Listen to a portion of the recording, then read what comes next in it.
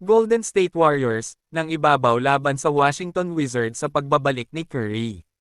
Bumalik si Stephen Curry mula sa isang pinsala sa ankle, nangunguna sa Golden State Warriors tungo sa isang pagkapanalo sa 125-112 na panalo laban sa Washington Wizards noong Lunes ng gabi. Si Curry na naglaro lamang ng 24 minutes and 5 seconds, ay nakakuha ng 24 points sa second half, na ipinakita ang kanyang trademark na pag-quick shot at nagbigay sa Warriors ng isang tunay na star. Ang Warriors, na nanalo na sa kanilang nakaraang 3 laro nang wala si Curry, ay pinalawig ang kanilang winning streak sa 4. Ang kanilang bench, na naging isang pare-parehong pinagmumula ng lakas sa panahong ito, ay nagpatuloy sa kanilang kahangahangang performance, na tinalo ang mga reserve ng Wizards, kasama ang pagbabalik ni Curry, ay nagpatatag sa kanila bilang isang malakas na puwersa sa mga unang yugto ng panahon.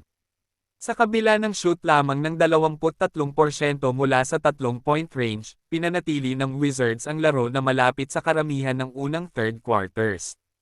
Nanguna si Keyshawn George sa Washington na may 20 points, kabilang ang 6 sa 17 beyond the arc.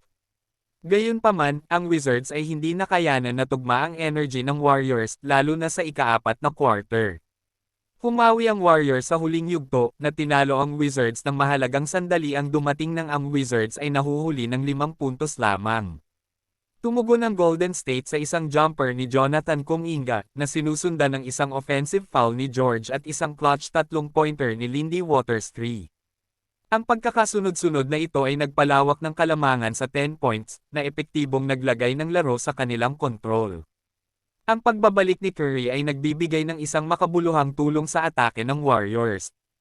Ang kanilang lalim, kasama ang energy ni Curry bilang star, ay ginagawa silang isang seryosong kakompetensya sa Western Conference. Sa kabila ng kanilang mga pakikibaka mula sa labas sa arc, ipinakita ng Wizards ang kanilang katigasan at naglaro ng husto sa buong laro.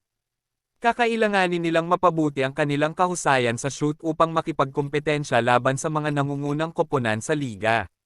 Si Steve Kerr ng Golden State ay nag-coach ng kanyang ika-800 laro, na naging ika-18 coach na nakamit ang milyahe na iyon sa isang koponan lamang.